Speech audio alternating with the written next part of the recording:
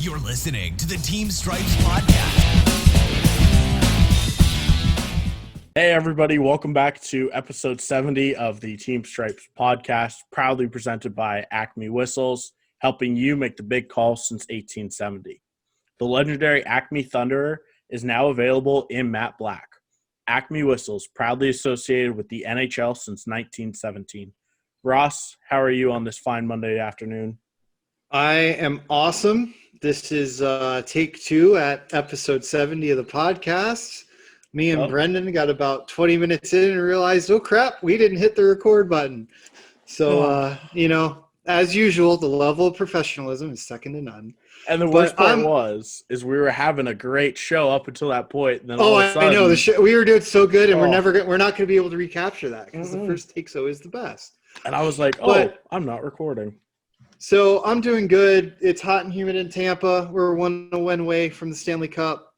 I called it Tampa in 6. I think it's going to happen tonight. And for those of you that are watching on the video side of the podcast on YouTube, you can see that I am proudly wearing my brand new, just got in the mail today, Team Stripes referee sweater. It is awesome. It's got my number on it. I got the Team Stripes logo. It's the NHL style. It's a sweet jersey. I can't wait till we're able to make these readily available for everybody. We did a run.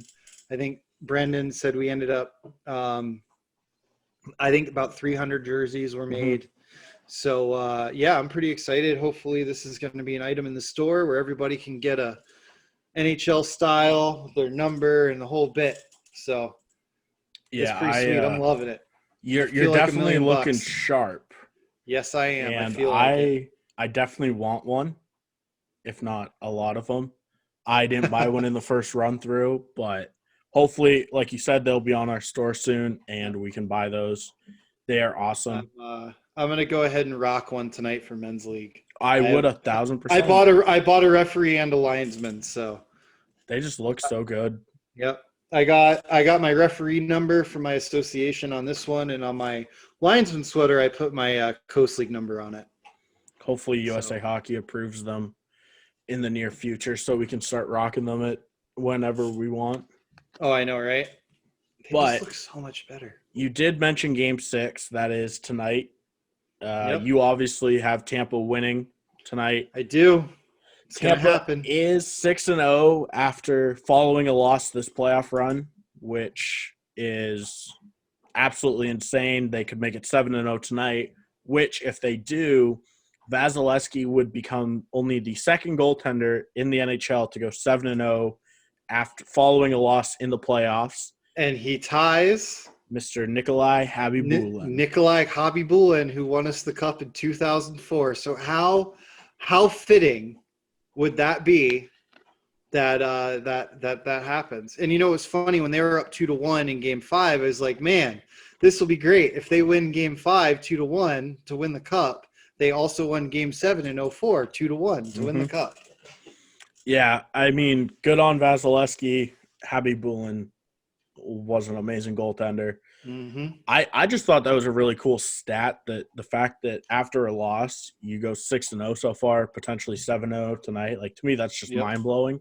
Yep. The bounce back. It's resiliency on the goaltender's part. I agree. And, Ross, who do we have officiating tonight's game? Tonight's game, so we have the number 11 car, Kelly Sutherland, and the number 4 car, Wes McCauley, on with the bands on, and on the lines we got number 71, Brad Kovacic, and number 83, Matt McPherson.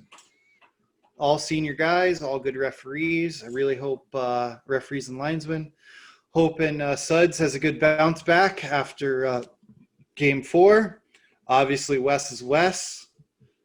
So should be a good night. Shouldn't have any issues with the officiating.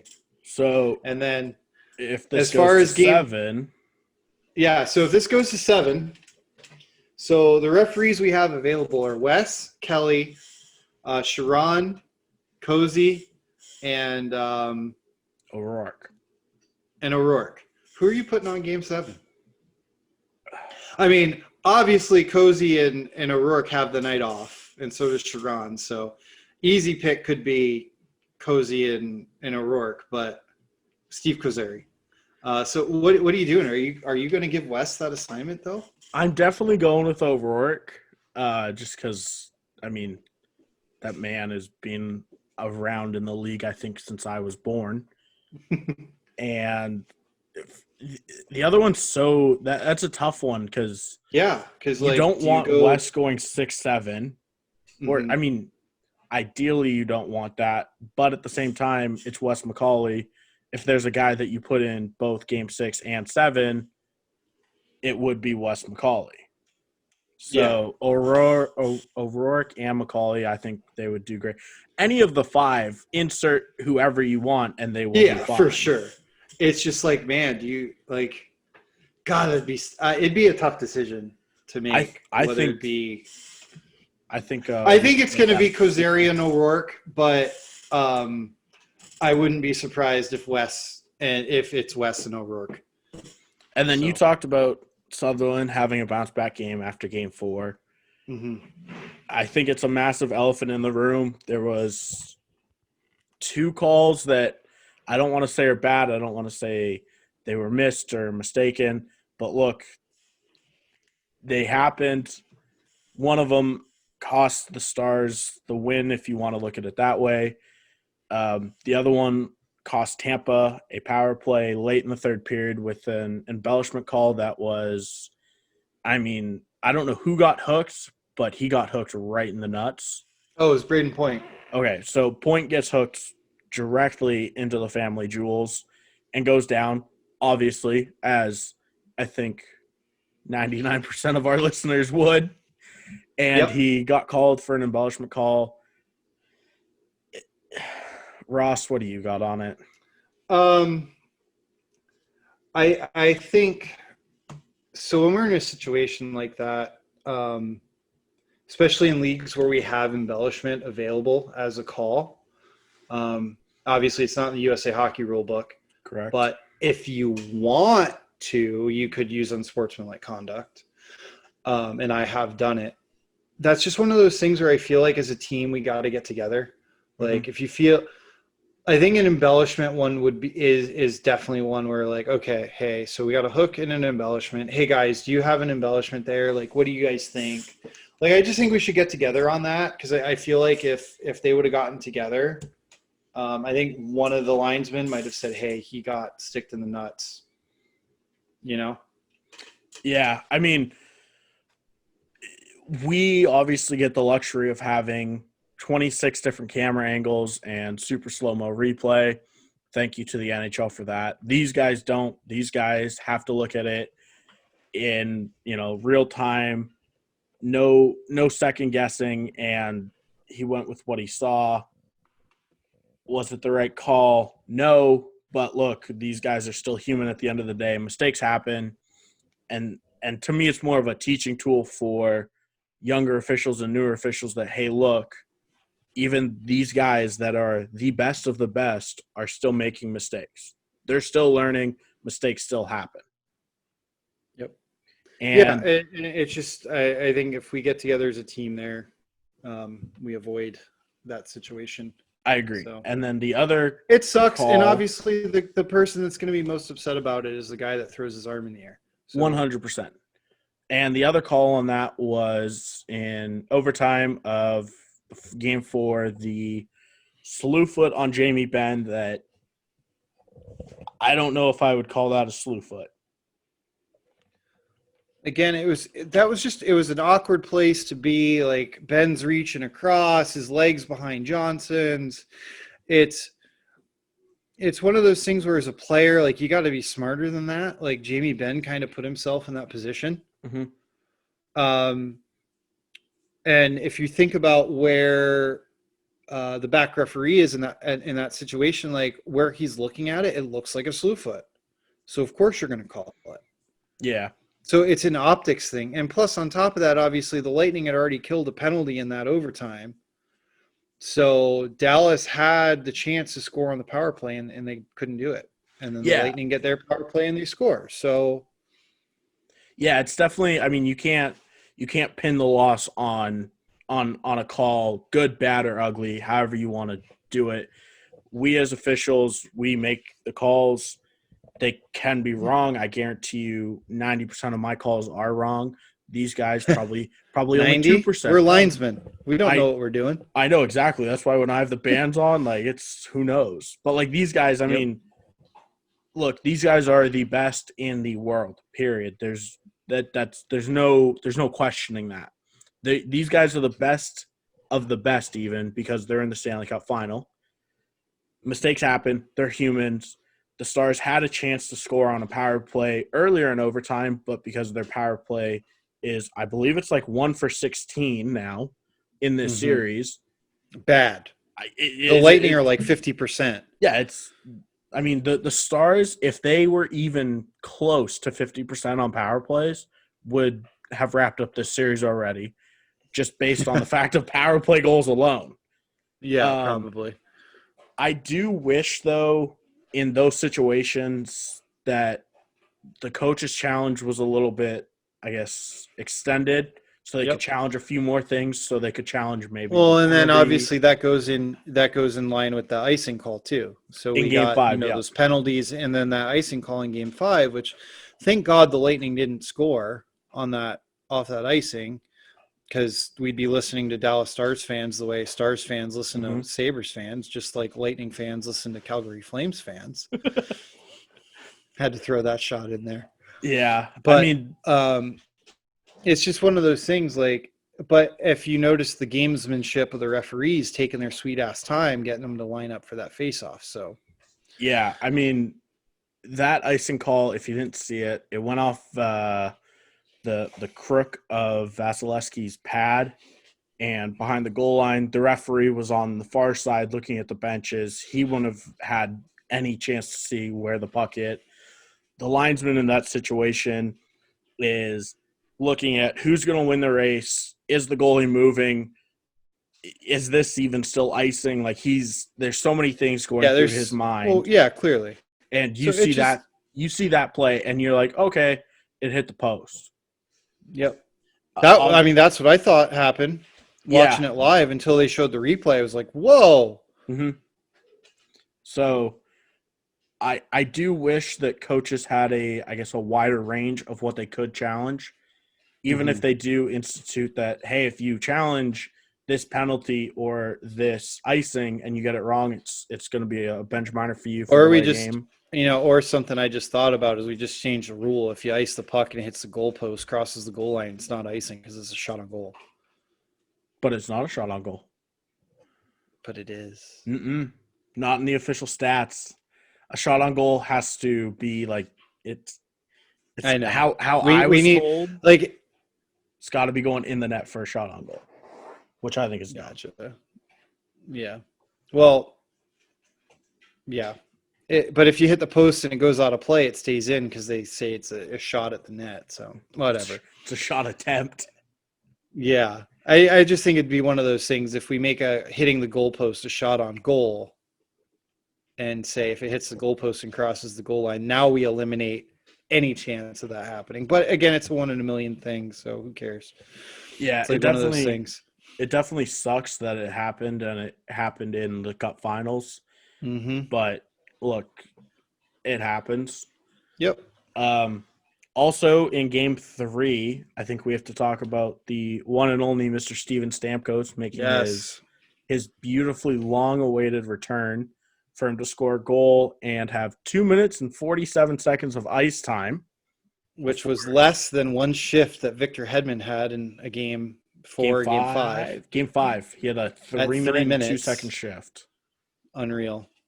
I mean, Steven's just the most unlucky player in hockey, man. He the guy works his ass off. He's a damn good goal scorer. He just keeps getting hurt. It sucks. It sucks his body's failing him, but it is what it is, But, man, that goal was amazing. I thought he was going to jump over the glass. I mean, thankfully, at the end of the day, because he did play in a Cup final game, and I think it's like 41 regular season games. Well, it's either or. You have to do 41 regular season games or one playoff game to get your name on the Cup. So either way, his name's going on the Stanley Cup at the end of the day for it to be engraved there for And many, many and years. if he didn't qualify, I guarantee you the NHL would have made an exception Oh, to the yeah. rule for Stamkos. 100%. However that works, I believe the team just sends in a list of names. His name would have been on there. Hopefully we see more of him next year. Hopefully it's not anything career ending. But as you said, he's good for an injury once a year, which sucks because he is a phenomenal player, phenomenal talent. He is. And having him and Cooch on the power play is just unreal. Yeah, I mean, that it's dangerous, that's for sure. Well, let's talk about our interview. Yeah, so our interview for this week is Mr. Andy Hudson. He is a lot of you guys might recognize that name from Facebook with the Missouri Ice Hockey Officials There we go. Association. MI. Yeah, I always see MI and He does Mississippi. No, MI is Michigan. MS is Mississippi. I don't know. He does all their recruiting, and he's got that podcast that he does where they do live streams and good guests and all of that. So he's a good dude. We had a great interview with him. I jumped in a little late because I was teaching a level 1 seminar, but I hope you guys enjoy the interview. On this week's episode of the Team Stripes podcast, I would like to welcome to the podcast Mr. Andy Hudson, the official education coordinator and development for the Missouri Ice Hockey Officials Association. Andy, how are you? I'm doing great. Thanks for having me, Brenden.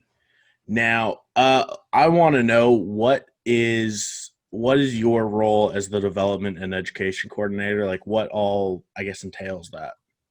Yeah, thanks.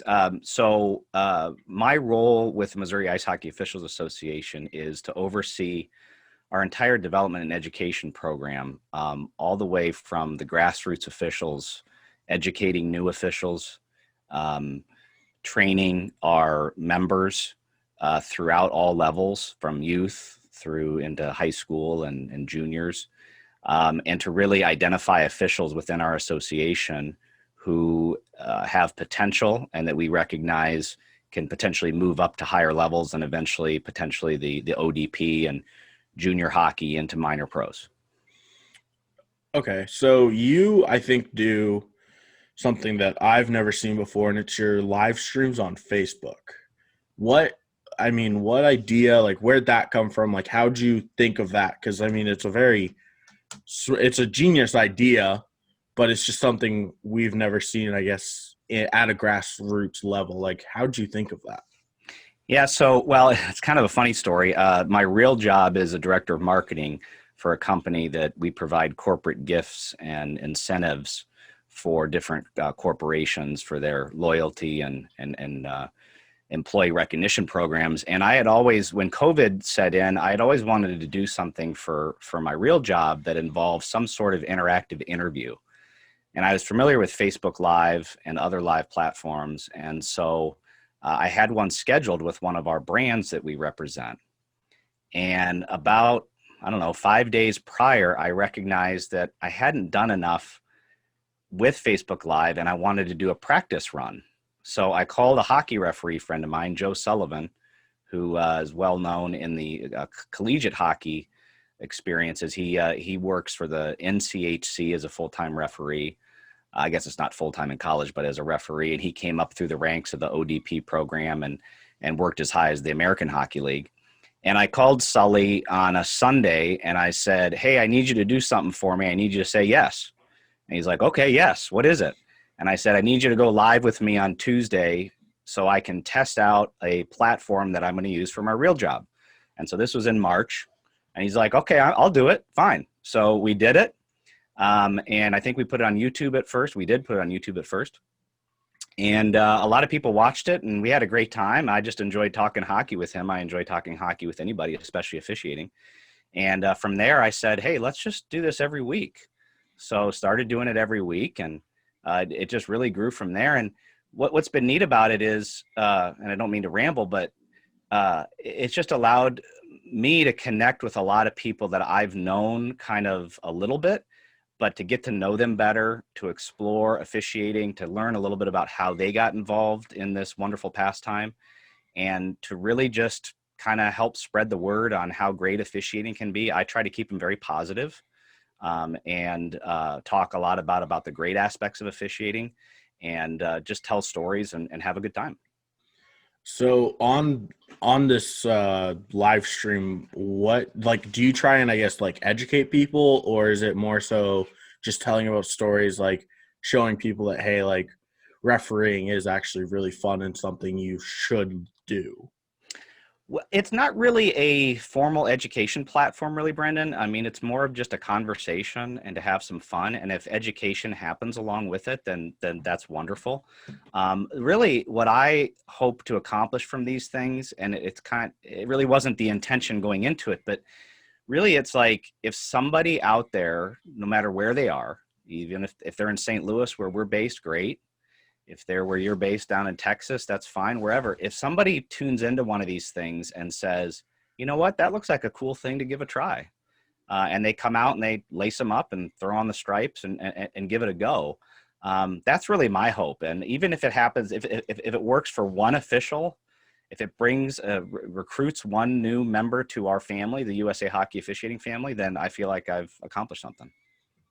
Okay, so I want to know a little bit about yourself. I mean, like, where's your, I guess, background and all of that with officiating? Sure. So I started when I was 15 in Albuquerque, New Mexico, a matter of fact, which is the hockey hotbed of the U.S., right? Um, and I happened to live right near the ice rink. There was one ice rink in the entire state, indoor anyway. There was an outdoor rink up in the mountains, believe it or not. And I just was a rink rat as a player. And I decided to give officiating a try. A friend of mine asked me one day after practice if I wanted to make $6 cash, and I said sure. And so he threw me an extra whistle, and I went out there and tried it, and I fell in love with it. From there, I worked my way up through youth hockey like everybody does, and it was very unique being in New Mexico. There was one rink, and there was a very few number of officials, so it's kind of like we just worked all the games. Eventually, I went to school in Colorado State University up in Fort Collins. And then I started taking officiating a lot more seriously at that point, working my way up through youth hockey, and eventually did some ACHA college club hockey. And there was an old junior league called the American Frontier Hockey League, which everybody called the Awful. And we did some junior hockey there. And then eventually worked my way into minor pros. This was kind of before the ODP happened. I did attend a USA Hockey regional camp, which I think is called Futures Camp now, up in Michigan, and was eventually asked to work some minor pro hockey in what's called the Western Professional Hockey League. And in fact, I just did one of our my whole live broadcasts with two former Western Professional Hockey League referees. We did it together, and one of my guests on the last episode, Brian Bull, he and I were roommates together, and I worked about 70 games that first season as a linesman, and I think Brian and I worked 55 of them together. So, we kind of were always in sync. We knew when each other were going to sneeze or whatever, and anyways, it was a good time. It was the Wild Wild West. It was a lot of fun hockey, and from there, I just continued to work at various levels of hockey. I don't consider myself really a great official. I feel like I've learned through the years to become a good official, and I just really love still skating, and mainly now as I've gotten older is really giving back to the newer officials and the younger officials who are coming up through our association. So how easy was it for you to skate 55 games with the same guy? I mean, because you're either gonna hate him or you're gonna love him. Hopefully, you love him because you're gonna spend that much time together. But like, how easy was it? Well, I did love him as a roommate, right? As a fellow official, a great guy, and we shared similarities in that we both kind of loved officiating and came up officiating. That's a great question. We traveled together. We shared an apartment together. We shared West Texas car rides to these rodeo barn rinks together. So we had a lot of fun. Working together was fantastic because as we began to work more games together and eventually 50 to 55 or whatever the number was, talk about really being in sync and from a technical perspective of officiating, we really had each other as supported as linesman partners. We really knew, we could tell when one of us was going to bail on the line. We call it pulling the chute, and the other could step up and cover the partner. And we just were really in sync that way.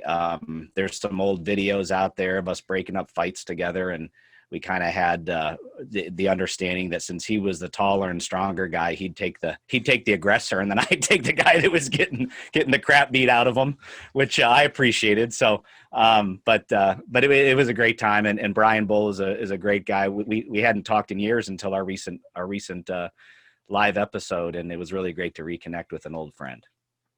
So then the Western Pro League, what was that like? Just as in general, I mean, I hear stories all the time from the older officials, and it just sounds like it was a jungle. Yeah. Well, so let's remember this was when hockey was still pretty new to the southern part of the U.S., and they started putting teams in New Mexico, one team in New Mexico and several in Texas. And so a lot of these guys were the majority of the players were Canadians that were maybe trying to make a go of it after playing juniors or maybe Canadian collegiate hockey. But more so I think they were coming down to just have a good time and to play hockey and to, do something other than maybe what they had to do back home. But it was a very physical league. Some of the buildings were smaller than typical ice surfaces, so there wasn't a lot of space sometimes. There wasn't a lot of skill, although there were some skilled players. But it was very physical. And of course, this was before the standard of play issue with hooking and holding. And so there was a lot of just, water skiing behind guys, play on. And the referees back then were like, hey, how can we get through a game calling as few penalties as possible without getting anybody killed? And so lots of fights. Lots of physical play, fights in the stands sometimes between players and fans. I hate to say, it was a lot like Slapshot, honestly, and lots of fun stories though that I'll remember forever. And I've been reminiscing a lot lately, and I just have a good time remembering those times. So what was it like, I guess, in the early days of coming into the South and there being professional hockey? I mean, I know El Paso had a team, Amarillo had a team. Like, what was that like? So it was very unique because some of these places had hockey at one time like 20 years prior, maybe even 30 years prior, in an old league called, I think it was the old Central Hockey League. Honestly, I could be wrong, but mostly there was no hockey around. And so there were people that were involved in the rink, like off-ice officials who'd never been involved in hockey. And, you think, well, we need a penalty box attendant that knows when to open the door or when not to open the door, or what coincidental minors mean and how all this, or if a 10-minute misconduct is being served, you don't open the door during play. And so it was a real educational experience. I mean, we'd go into rinks in the early season, and there was one rink we went into in San Angelo, Texas, and the netting for the goals had not yet arrived, and it was an hour before the game. And so they had the goal frames, but no netting, and they found these plastic or like PVC roller hockey nets, and we used those for a whole game, and they packed slush behind the nets so that they wouldn't move. I mean, and if a guy had taken a slap shot, and if it rung off the post, it'd probably break the net or break the goal frame. There was a rink that a Zamboni broke, and they didn't have an extra Zamboni, so they had to scrape the ice with a tractor that was pulling a piece of plexiglass. I mean, it was like you were never surprised by anything that happened. Announcers that would be completely biased towards the home team, and if you as an official called a bad call on their team, they'd they'd berate you over the PA system. I mean, it was crazy, but it was a lot of fun. So to go along with that, I guess to turn back more so towards what we're doing now, how are you retaining officials? I know we have that. I mean, that's a huge problem everywhere. How are you doing that?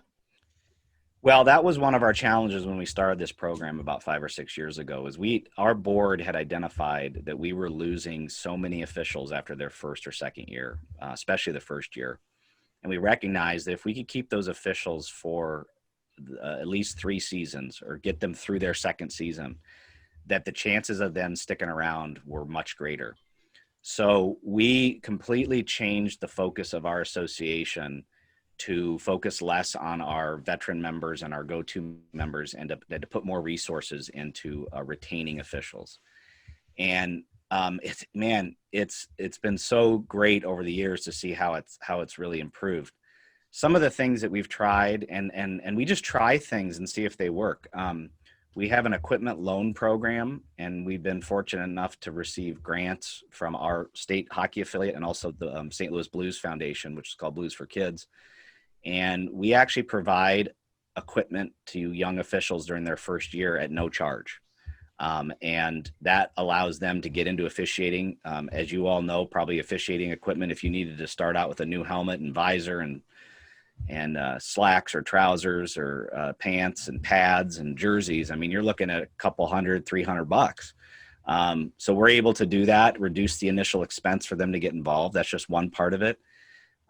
We also devote a lot of resources into our mentor program, and we have about 30 or so members that are veteran members that are willing to go out and be with our new officials during their first game or first couple of games. And that is crucial, is having somebody out there to mentor and support a brand new official, no matter their age, during that first game, because it's a make or break situation. And so our association here, our youth association, allows us to go out on the ice at the squirt and peewee level and mentor these new officials right there on the ice with them. We kind of shadow them. We give them feedback, immediate feedback. And it's amazing the times I've gone out there before with a brand new official to see them improve from that first shift to by the third period, where they're reading and reacting to the play. They're not watching the game, they're officiating the game, because we've just implemented right then and there on the ice, hey, you need to read that defenseman backing up, and you need to back up and get to your blue line quickly, for example. It's just been amazing. We have an event coming up tomorrow that is an introduction to what we call our advanced development program, where we're identifying officials that are kind of in that 18 to 25-year-old age group that have good potential. And we have about 10 officials that are already in that age group that we think can move on up to the next level. But then I'm really excited that we've invited 40-ish younger officials that are like 15 to 18. We're calling like they're on the radar. There are radar guys that are going to be in that age group in the future. And I think 20 of them or so have accepted the invite to come to this meeting and skate tomorrow, where we're going to push them or challenge them. We're going to kind of evaluate them and see what they got. And, by nature, we're all competitive people, right? And the hockey officiating is a competitive pastime, just like playing, is we all want to get the best game assignments. And so when we push each other along as partners or officials, that aspect of it really gets the blood boiling, because you say, hey, I'm going to get that choice playoff assignment, or I'm going to move up from JV to high school hockey, and that's going to be my goal for the season. And if we can push people and give them a little motivation to get there, it just helps with their development significantly. So the difference between the mentor program and then like the advanced, you said, is just, I guess, like the level. How much do you give like extra training to, I guess, either of the programs? Or is it just kind of like, hey, you're part of this group, you're going to work with more senior officials? It's a little bit of both. Our advanced program, we start integrating those officials into games right away with veterans. Oftentimes we'll identify a weekend that has a bunch of games. We have one next weekend here in St. Louis, which is an NAPHL event. And so our advanced development program officials that are youngish, 18 to 25, will assign them games along with some vets, so that they get that experience and they have somebody there that's, been around the block a time or two and can help them if something weird happens. And then we have training throughout the year.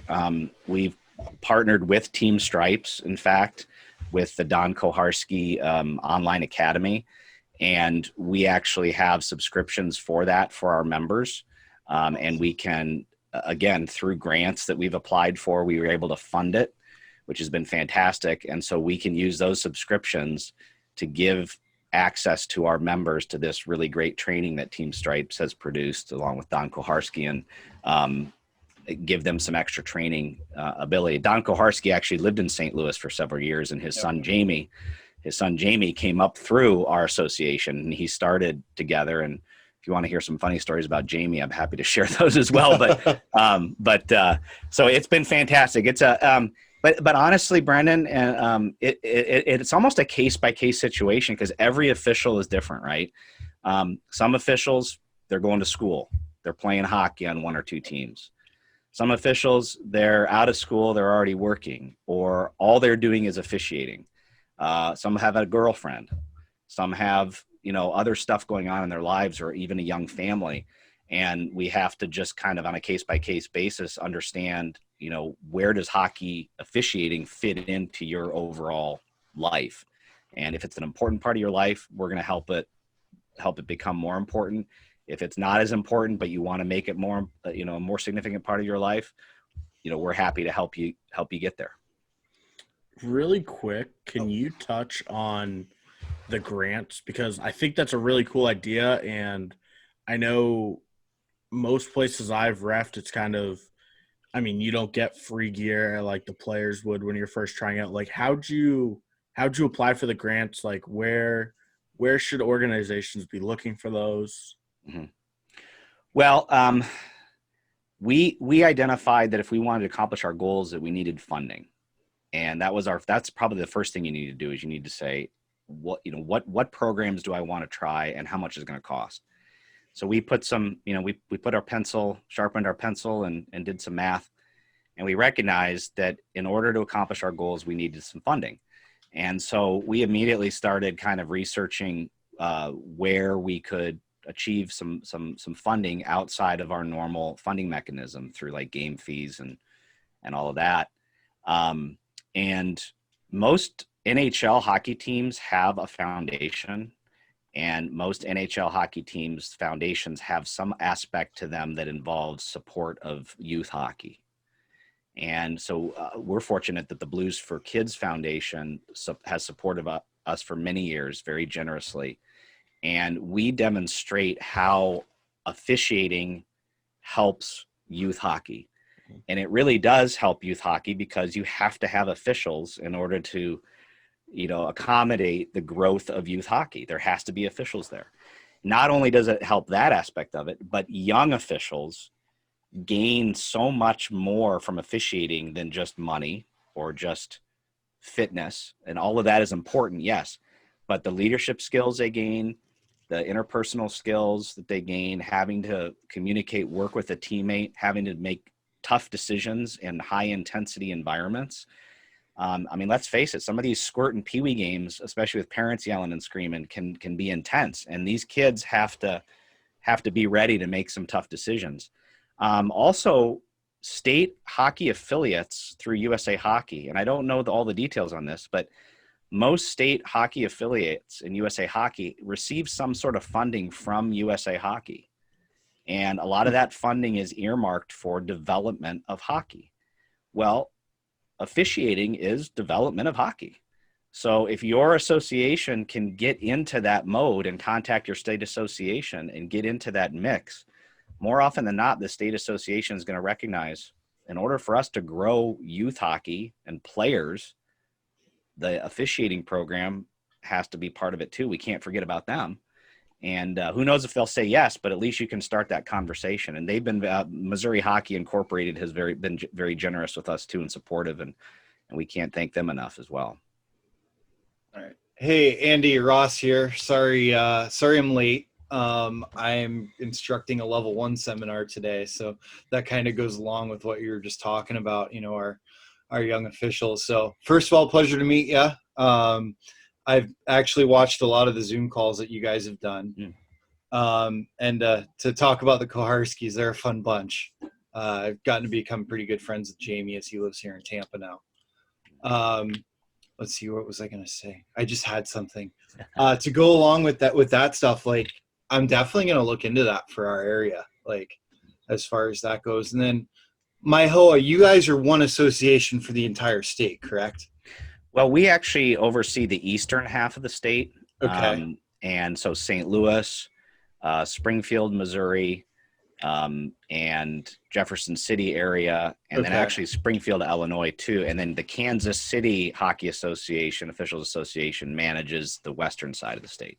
Okay. I wasn't sure how that worked. Because, like, obviously here in Florida, we have Tampa, Orlando, and then all of South Florida is their own thing. So, shoot, I'm blanking. Rough day. My level 1 is going on in my head right now. Well, I tell you what, I'll help you out. I'll ask you a question. Sure, go How for it. has the virtual seminars this year, because I've been hosting some of those myself, how challenging have those been for you from the producer standpoint? Well, luckily I haven't had to be the producer. Okay. So that's been nice. We have 2 gentlemen within our state that have been handling those duties for every seminar. So I've taught 3. I've done 2 level 2s and a level 3 seminar. Or no, I'm sorry, 2 level 1s and a level 3 seminar. They've been great. Honestly, like, I don't mind this at all. I think it's nice as far as, like, you get to hang out at home, comfortable, whatever. It's not as much of a disconnect as I thought it was going to be. From being, in the classroom. Obviously, the ideal situation is in the classroom having your ice session. But I definitely feel like these seminars have been going very well. I know we had a blast doing our level 4 seminar. And I just the Zoom capability is almost as good as being in person. So I've got no complaints. And moving forward, I wouldn't be surprised if USA Hockey keeps Zoom seminars as an option. Cool. Brenden, what do you got? I like them. I mean, as a level 4, I don't have to do a skating test. So that's always nice. Easy pass on that check mark. But, like, honestly, like, I had more fun with it just because I was able to stroll out of bed 10 minutes before, get a cup of coffee, throw on a sweater. Like, you don't have to go anywhere, which is awesome. Yeah. Well, one part that I've noticed, and this kind of also ties into what we're trying to accomplish, is, and I agree that the Zoom sessions have been great. What's missing from them is that community and that camaraderie that you 100%. that you get when you actually see somebody that you haven't seen all summer, or in a couple of weeks or months or whatever the case may be. And I think what people don't understand out there that aren't officials is how much of a family officiating can be, whether you call it a fraternity or a family or sorority in the case of female for officials. the females. Yep. But people don't understand that. People just see, if it's parents or coaches or players, they see the stripes and they see the helmet and they see the whistle. Yeah. They don't see always that there's a person behind that is very passionate about keeping the game fair and safe, which is what it's all about. But even more importantly than that, they oftentimes don't recognize how tight-knit the community is. I'm not from St. Louis, and pretty much 95% of my connections in this town are through officiating.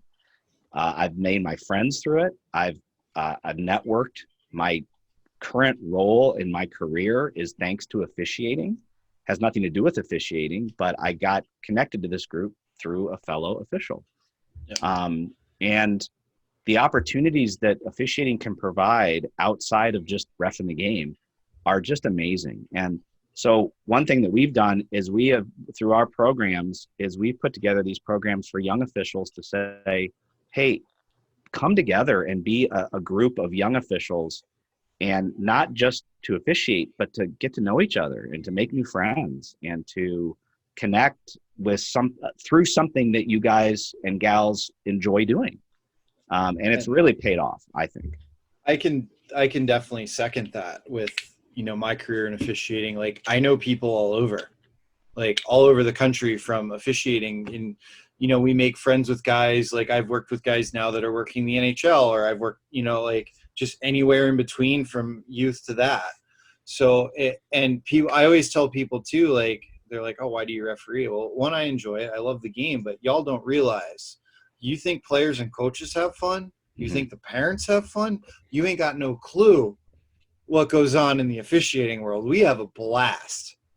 Like, there's no pressure on us during the games. Like, we're just out there doing our thing. And then afterwards, we get to go hang out with the boys and have a few sodas. Amen, brother. And the camaraderie is second to none. Like, I compare it to my time in the military. Obviously, it's being military, brotherhood, fraternity, sorority, that whole thing as well. And I've never seen or been a part of a more tight-knit group other than when I was in the military with refereeing. Like, guys everywhere. Like, I could, be anywhere in the country and like, oh shit, I need a place to stay. Let's see, where am I? Oh, I know a guy that lives here. Text him. It's, and the relationships you have, like, all my best friends are all officials. Like, and today during our level 4 seminar, we were talking about, like, a few of us have known each other almost 20 years and we're only in our mid 30s. Like, it's crazy to think about, like, growing up together and, you saying getting these young officials together to like be friends and get to know each other. These guys don't realize this, but 20 years from now, they're going to be the ones sitting in our positions. Sharing these stories of, hey, when we worked the NA together, or hey, when we did this or when we did that. And they're going to be teaching the next guys. Because at the end of the day, when we talk about referee development, yeah, obviously getting to the NHL would be awesome for anybody, but that's winning the lottery. Right. You want to work the best level you can, get to the highest level you can. But the part when it comes to USA Hockey is once you achieve that level that you get to, your next goal is to get the guy behind you there. Amen. Yeah. And so, right. Go ahead. Yeah, no, I can't echo those comments enough, because we have recognized that in order for us to be healthy as an association, we have to get more people involved. And my advice to any association out there is, if you have a core group of board members or assigners or whatever your title is, or officers, don't forget about the new members and put yourself in the shoes of somebody who's just new to this and has only been around a year or two. And they have good ideas too. All right. And to get somebody involved that's only been around for a couple of years, it brings new energy and enthusiasm into your association, and it can really help get that spark going. And new ideas and new optimism, or just optimism in general, can really help the health of any association. And we have to, in the bigger picture, USA Hockey has to continue to involve as many different people in the officiating department as possible to make sure we continue to retain and recruit new members. Well, like an example, like, bringing up the new guys and whatnot. Yesterday, I worked a USPHL game here. We had a 45-year-old, a 37-year-old, and me being 34. Like, what are we doing here, guys? Like, where's our young guys? Like, and I know we're kind of in a weird spot right now. Our young guys are all gone. We have a couple in the ODP, a couple guys left, whatever. But it's like, man, I know we're kind of struggling a little bit with them younger officials, but we'll get back there again. It's just definitely one of those things where it's like, hey, we really need to invest and that's across the board. Like, you think about it anywhere. Now, thank God, I know in the almost 20 years I've been doing this, I've seen that good old boy system that used to exist back in the day. That's gone now. for the most part. I think it's still out there in a way, but it's how do we recognize it, and identify it. The thing that the thing that I'm most proud of on our end, I don't mean to step on you here, but go ahead. We we looked at the numbers, and we took a look at our numbers from one year to the next, from when we started the program to when we implemented or when we didn't have the program to when we implemented the program. And we looked at level twos. Mm-hmm. If you look at the level twos in your system, that is where your retention is, right there. Yeah. So if you go from 100 level ones, and then the next year you only have 20 level twos, that's a problem. That's your problem. So what you need to do is you need to turn that 20 into the next year, turn it into 30, and the next year turn it into 40, and the next year turn it into 50, and so on. And we were able to do that. Now, 6 years later, those kids that were level twos 6 years ago are now level threes or maybe even level fours with 4 or 5 years of experience, or whatever the case may be. And guess what?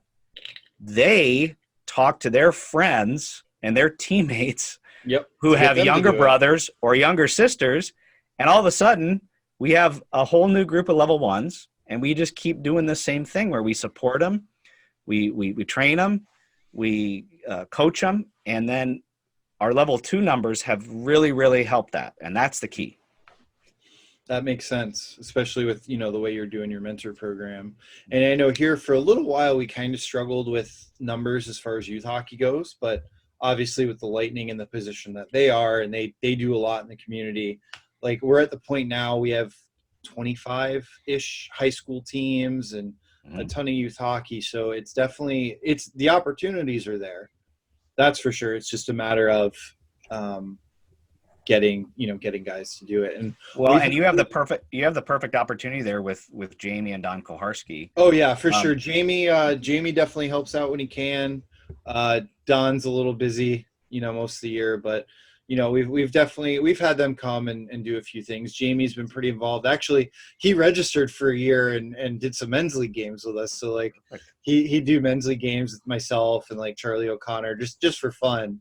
But it's definitely huge having them around. And then we have TJ Luxmore also lives in the area, so when he can, he helps out.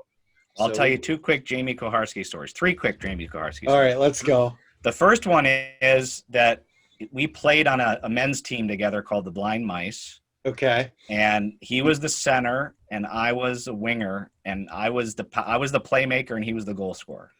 So I would. Okay. I could never score goals, but I had pretty good hands to pass it anyway. Gotcha. So I just set him up, and he'd score. The second story was the first ever time he lined a junior game in Springfield, Illinois, for these junior Blues. Jamie lining, that's a scary thought. I was his linesman partner and a referee named Jim Carrico from here. Don Koharski drove us up in his Mercedes. At the end of the first period, it was a preseason game. At the end of the first, so these players are still trying to make the team. At the end of the first period, we have our first fight right at the horn. Okay.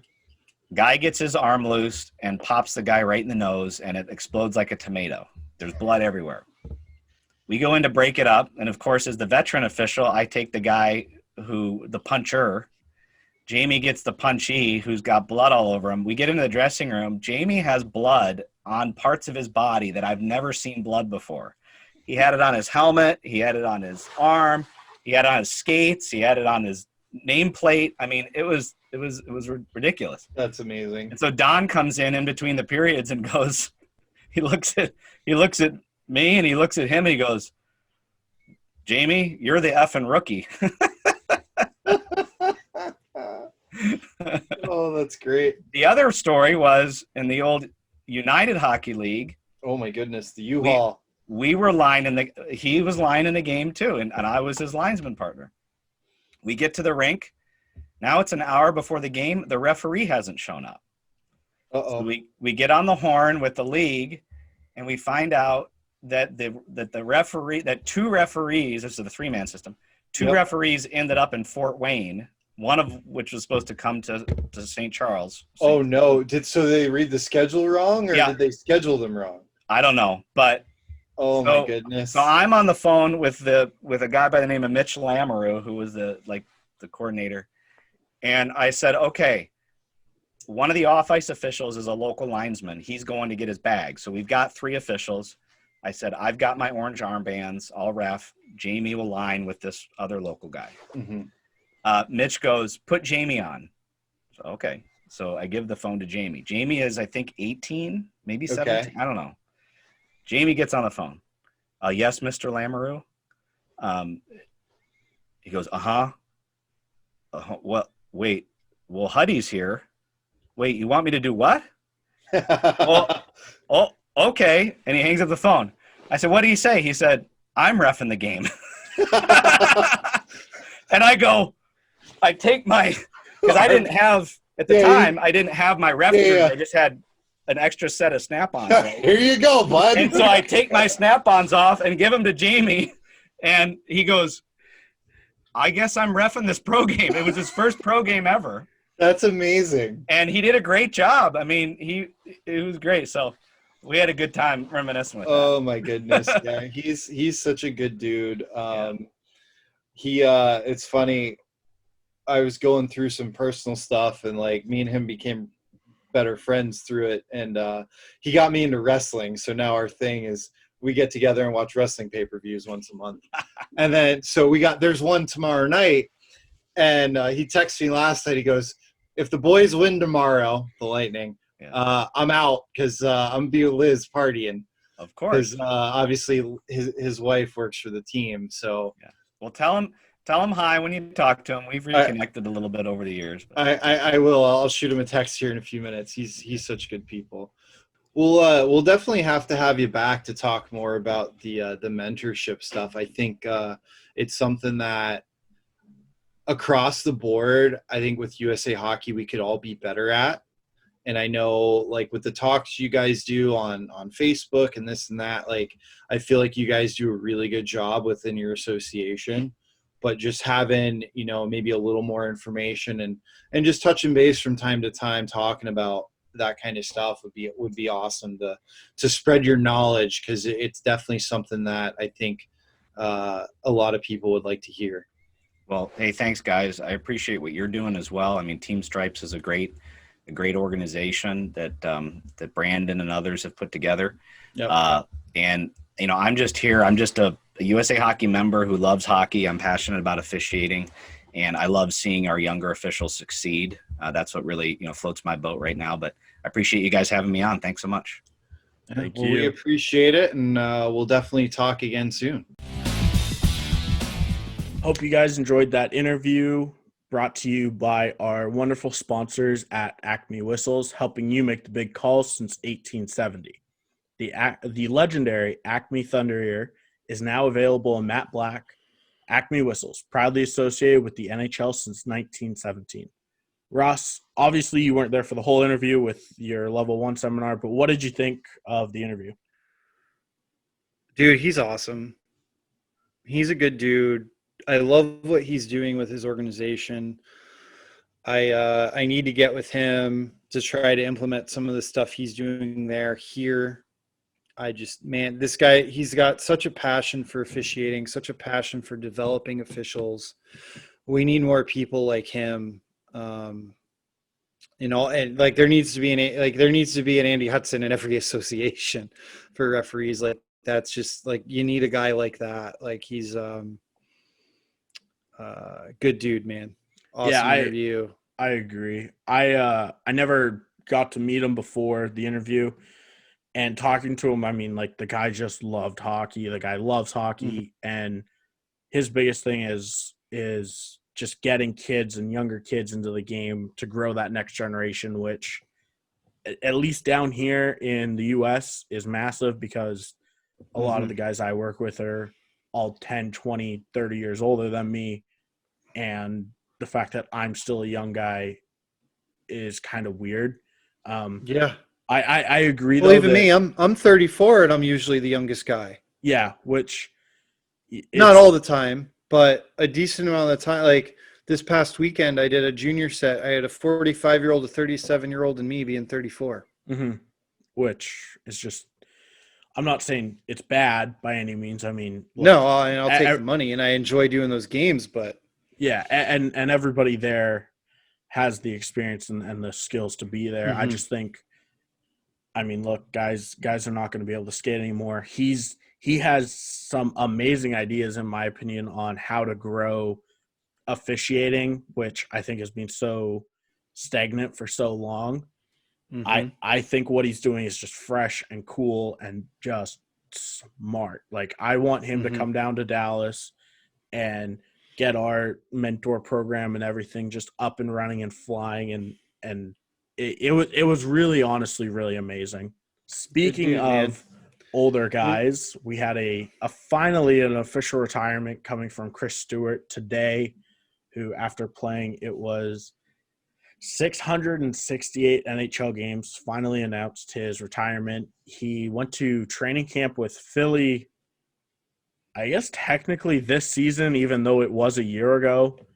He had a great career. I always loved watching him play. He was a hard-nosed player. He's been in the media for a year now.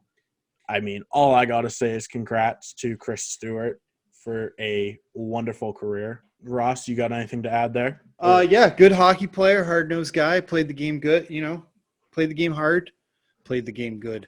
Played the game hard, blue collar hockey player. You can't really ask for much more out of a guy like that. No, it was not the most skilled, but he was a grinder. He played the game. He's what a locker room needed. He was a big locker room guy. Yep. For our rule of the week this week, though. Oh, did we get a winner last week for my crazy rule? Yes, we did, and that was actually surprisingly quickly. I can't remember what we asked last week, if we're being honest. Where is the face-off? Oh, okay. So that was in the USA hockey rule book, if I remember correctly. Yep. It was the stays in the end zone. Yeah.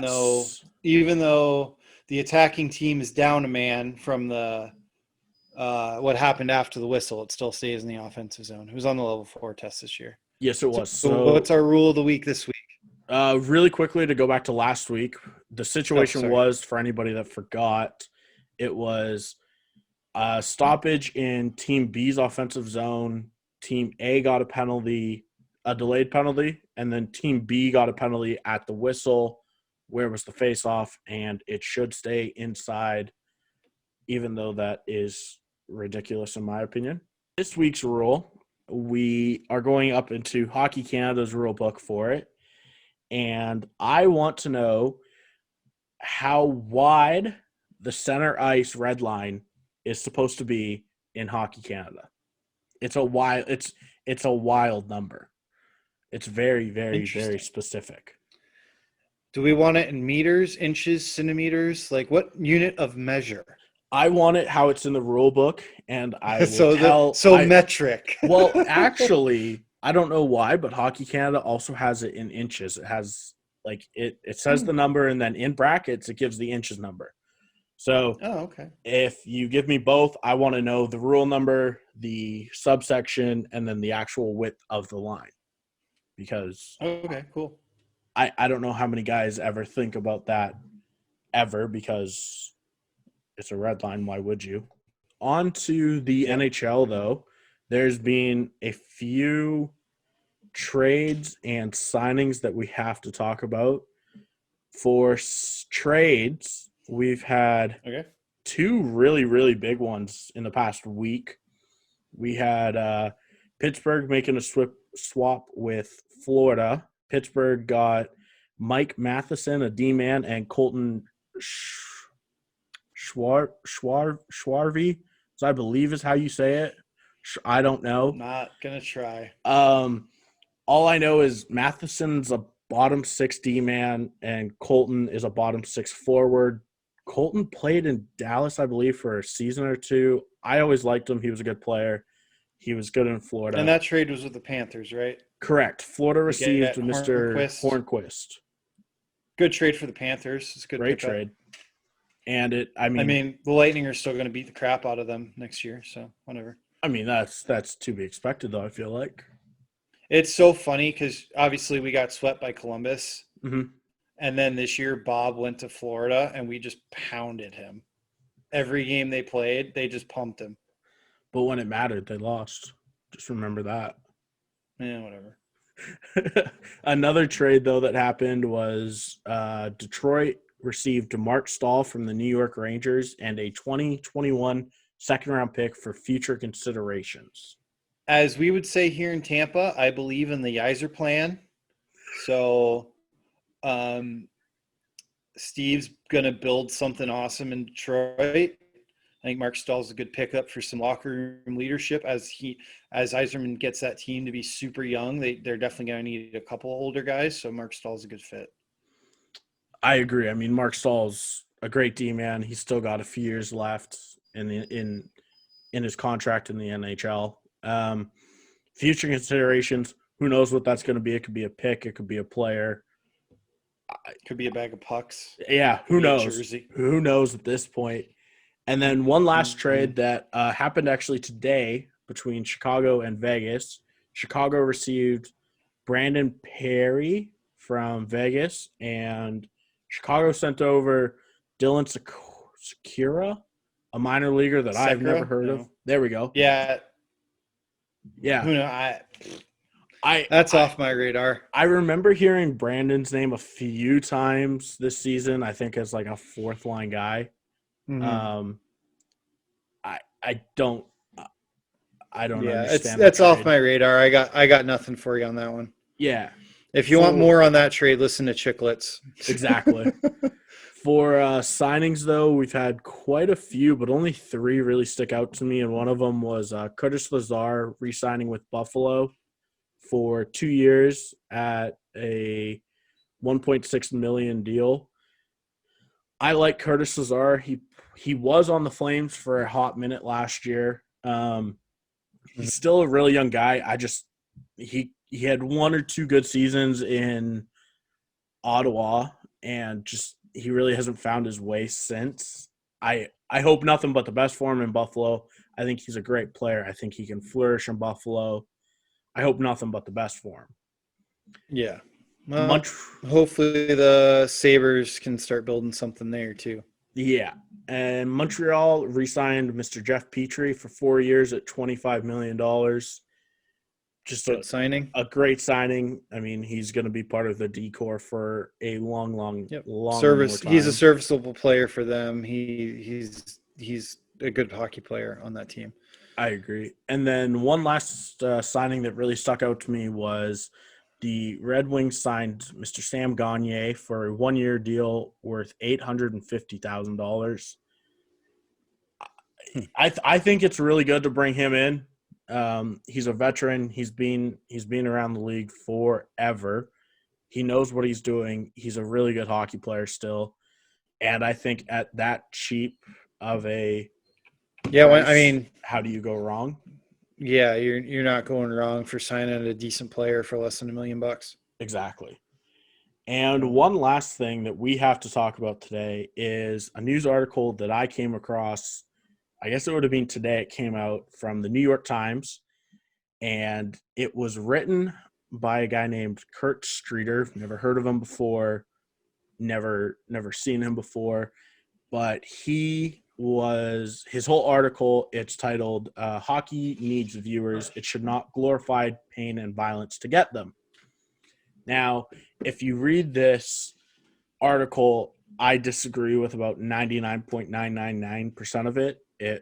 It talks about the NHL and the playoffs and how they are struggling to get viewership with battling through the NBA, football, and every other major sport that comes on. And the NHL released a promo that they later deleted that it's literally their whole title was "There's a Price to Pay."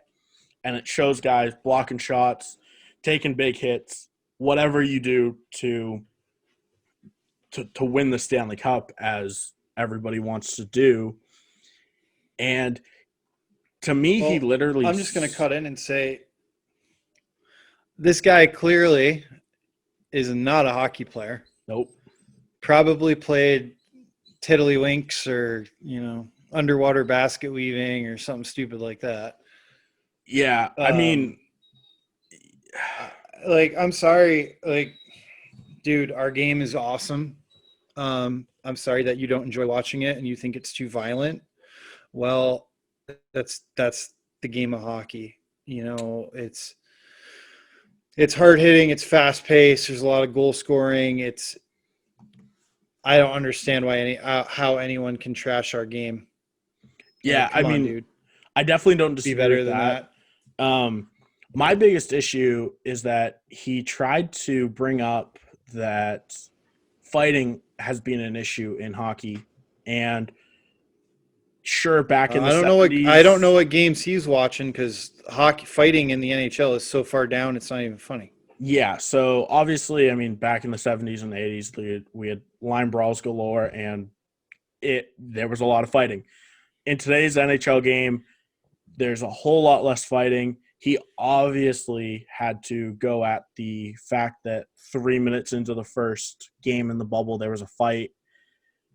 Clearly, to me, this guy's never played, never officiated, never done anything at a high level of hockey.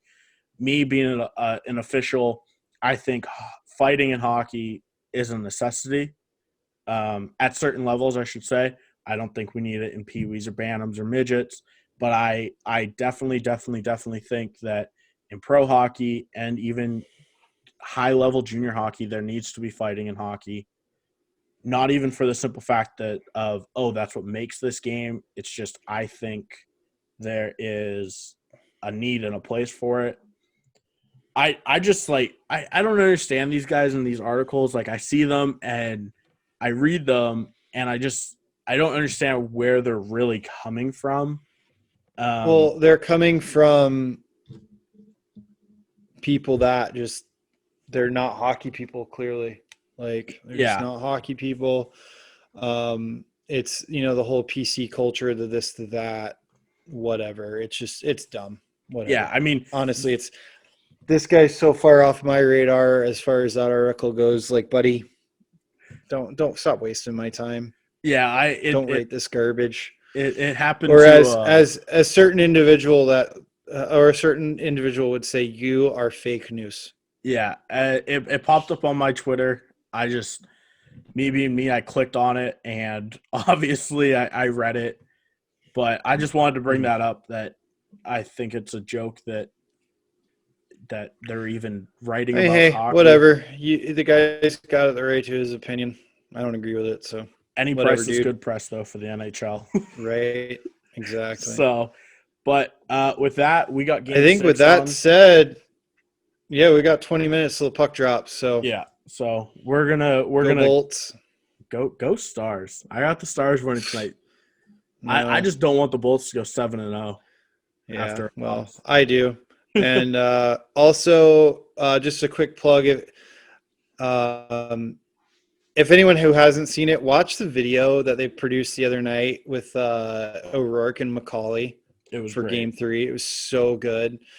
And then don't forget to check us out on social media at Go Team Stripes on multiple different forums. So we got, I think, Instagram, SoundCloud, obviously. Facebook, Twitter, Twitter, you YouTube. name it. Brendan's on it. We have our Ice Hockey Referee Club Facebook group. And then obviously we got to plug the Team Stripes Academy for those of you guys looking to improve your game, want to learn a little more, and learn it from one of the greatest to ever put on the stripes. Don Koharski's master course on officiating is available at the Team Stripes Academy. With that said, I think, Brenden, any last words? Just really quickly, anybody that wants to see that video of it was before Game 3, it will be up on – I will post it on all of our pages, so any social media that you find, go to it and you'll find the link. But besides that, go Stars, and see you guys next week. Go Bolts. Let's win the cup.